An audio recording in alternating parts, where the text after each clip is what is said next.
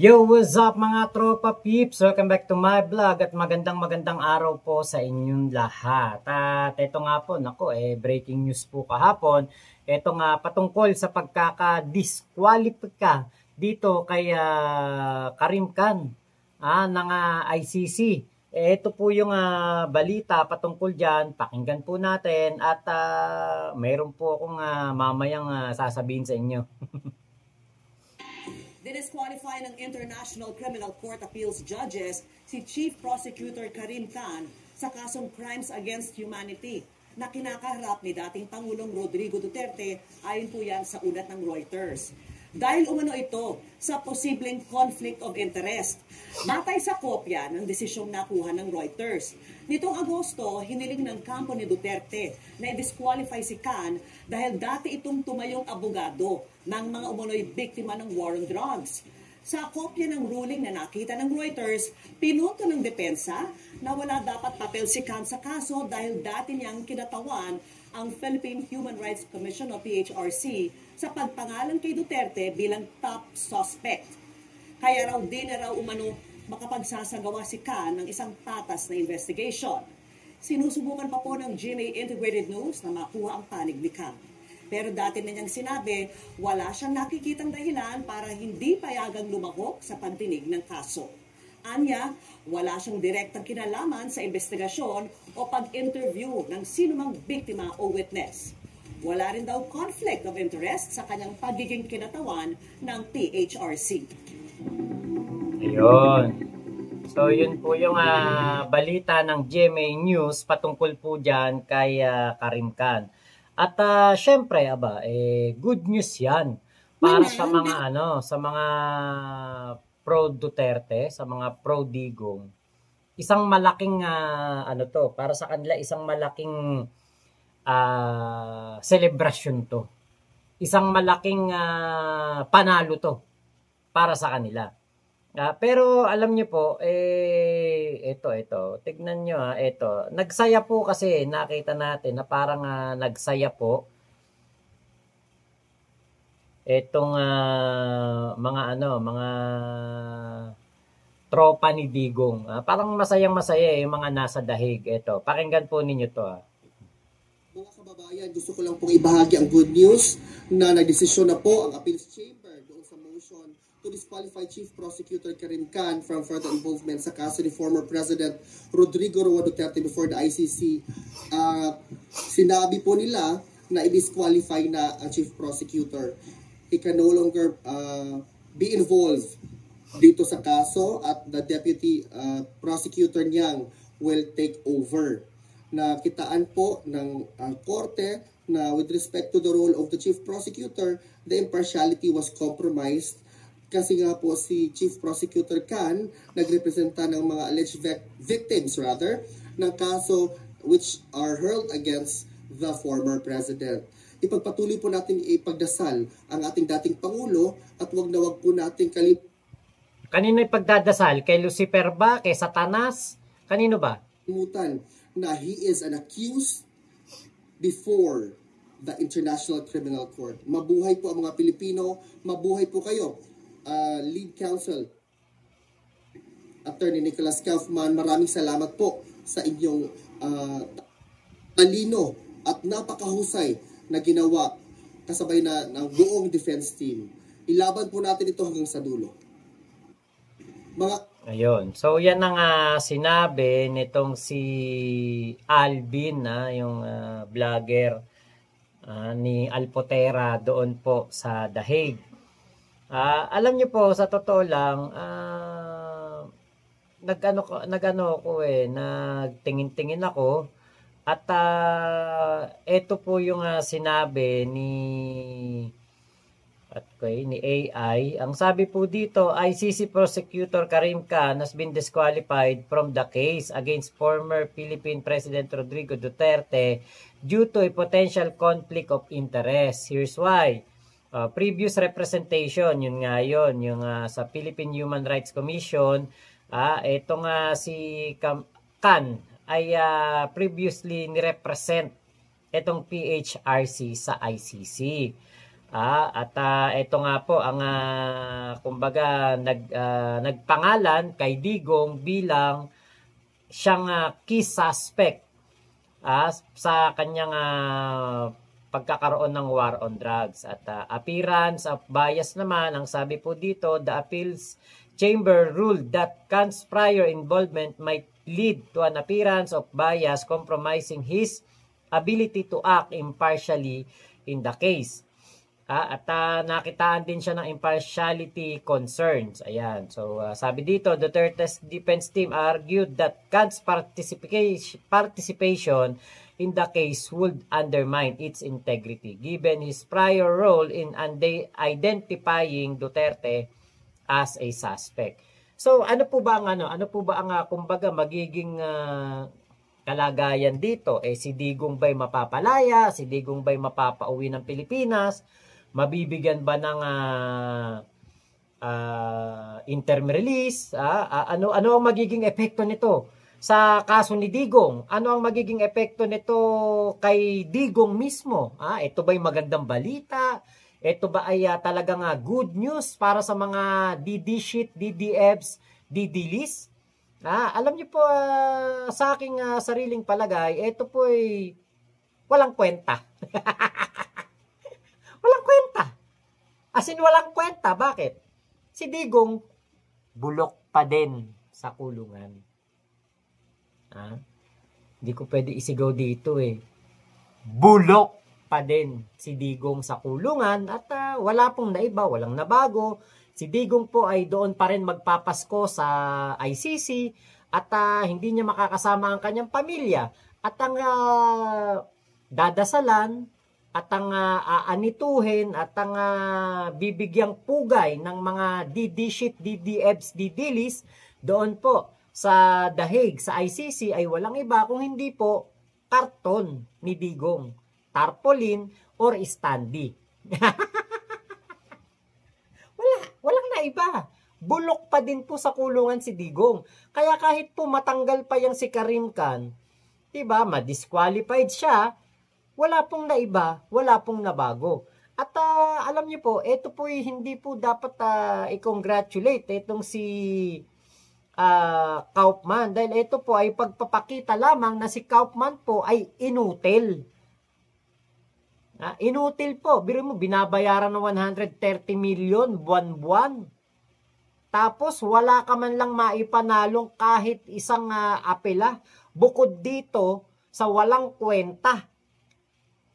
Abay, kino-congratulate, pero ano bang epekto niyan?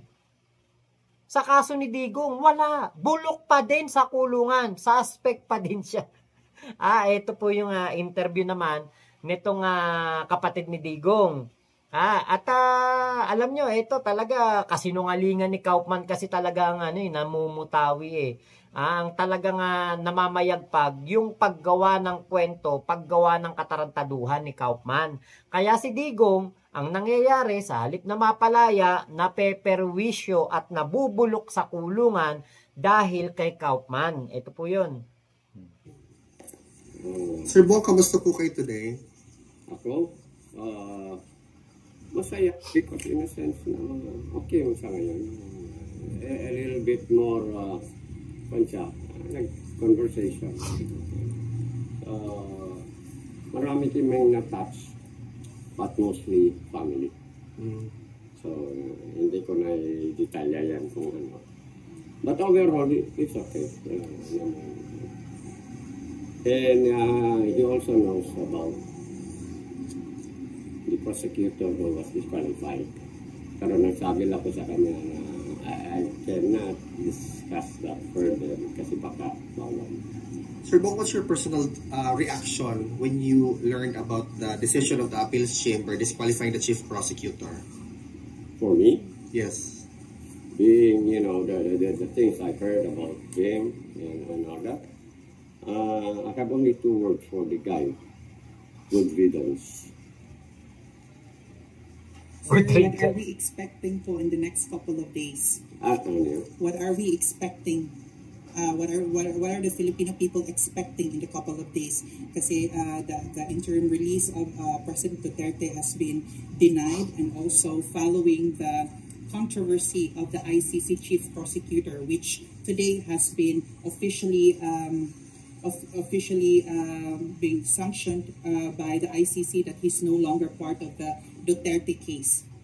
Well, as far as PRR is concerned, he already knows also that his interim release was denied. So he is prepared for that.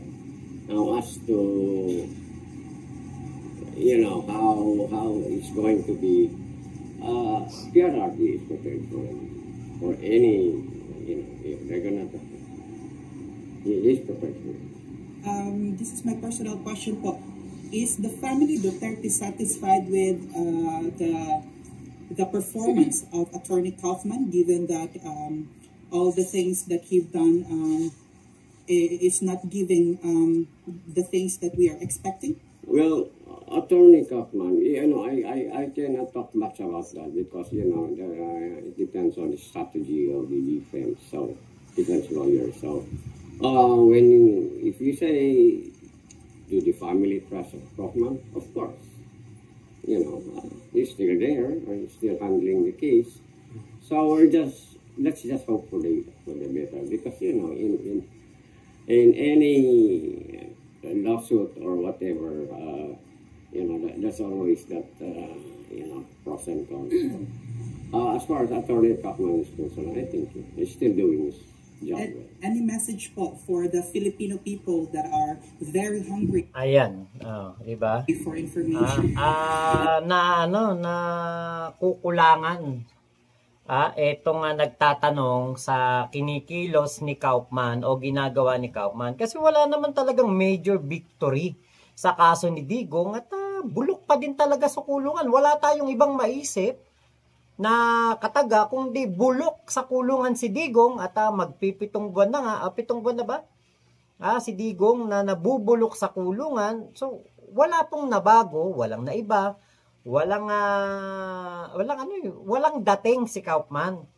Yung sinasabing pagkakadiskwalipika kay Karim Khan, wala pong dating. Wala pong naging epekto sa kaso ni Digong at siya po ay hindi man lang makasilip doon sa kanyang mga, kahit man lang kung na-disqualify si Karim Khan, makasilip siya doon sa kanyang mga fans doon sa Duterte Street sa harap ng dahig. Kung yun man lang sana, di ba, naging epekto nitong pagkakatanggal kay Khan, di ba, baka kahit ako ba, wow, ang galing, galing talaga ng abogado. Nabigyan pa ng pagkakataon si Digong na masilayan ang kanyang mga fans, na mga bobo doon sa harapan ng ICC.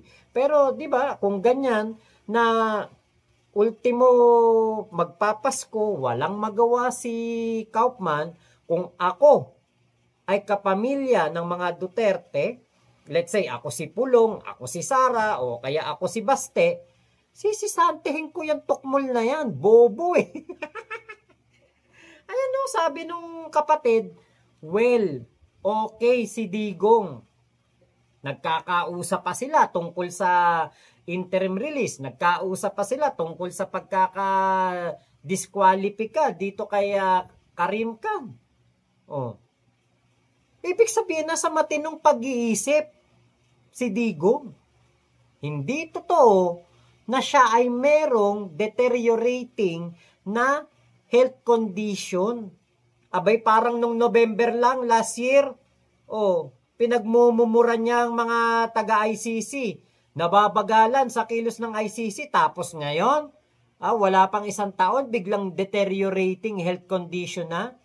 Hindi naman bobo ang mga taga-ICC para malaman na ang ginagawa ni Kaufman ay para lamang, di ba, maipakita na merong depensa, na merong nagdedepensa at merong ginagawa ang depensa. Pero ang totoo, kwentahin man natin ang kwentahin, simula nang makulong si Digong, simula nung sakayan sa eroplano ni General Torre, papunta ng Dahig, wala pa pong nangyayaring maganda at puro kapalpakan ang ginagawa ni Kaufman. Hindi ko rin naman masisisi si Kaufman kung maging palpak siya at kumamig lang ng kumamig, di ba? Kasi sa totoo lang, ano ba pakialam ni Kaufman dyan kung mabulok sa kulungan si Digong? Pabor nga sa kanya yan dahil habang nagtatagal si Digong sa kulungan, kabig lang ng kabig. 130 million buwan-buwan. Kaya si Kaufman, appeal, request, kontra, ganun lang. Pero, diba, alam natin, nakikita natin. Alam natin at nakikita natin na si Digong nabubulok sa kulungan dahil nga po, bukod sa napakatibay ng mga ebidensya at marami pong nagrereklamo laban kay Digong,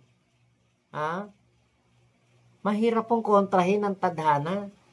Nakasulat na yan sa kamay ni Digong na siya'y mabubulok sa kulungan pagkatapos ng kanyang termino. Diba, ang hirap kontrahin yan.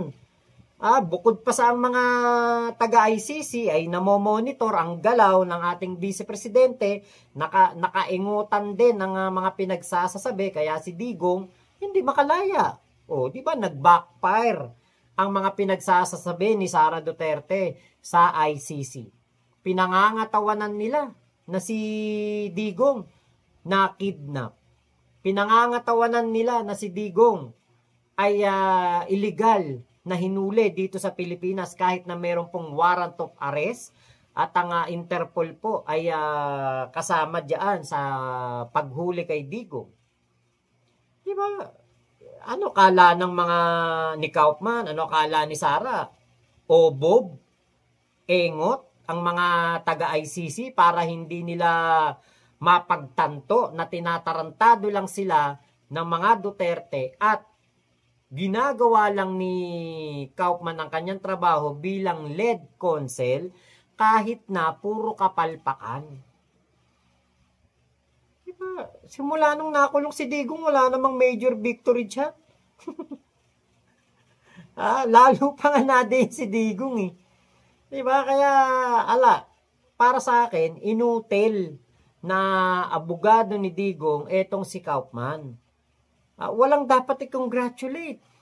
Ang mahal-mahal ng bayad, tapos yun lang ang maipapanalo mo, yung apela lang para etong si Kan ay hindi na makisali o hindi na maging parte ng kaso ni Digong sa ICC. Na wala namang magiging epekto. Bulok pa din sa kulungan si Digong. Magpapasko sa kulungan. Malungkot ang Pasko ng mga DDS dahil si Digong bulok sa kulungan, ang kanilang dadasalan, ang kanilang kakausapin yung karton, standee at tarpaulin ni Digong. Kaya ang tanong hanggang kailan kaya ang etong si Alpotera, hanggang kailan niya kayang gastusan ang pag-stay diyan sa Dahig. Paggastos, pagpondo nitong si Small Boy sa mga concert, padasal, palamon, pamasahe ng mga vlogger. Hanggang kailan kaya nila kakayanin to? Mukhang si Digong, mukhang 2055 pa ito makakalaya. Kung hindi matetegi sa loob ng kulungan, ilang Pasko mag-i-stay si Digong sa ICC. Kahit po hindi matuloy ang hearing, kahit na ma-adjourn o yung re-request nila na ibasura na yung kaso ni Digong, si Digong hindi uuwi ng Pilipinas, bulok pa din sa kulungan.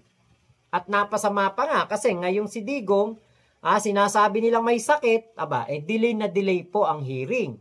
Sa halip na si Digong masentensyahan kaagad, madidelay pa ng 6 months to 1 year ang pagliliti sa kaso ni Digong.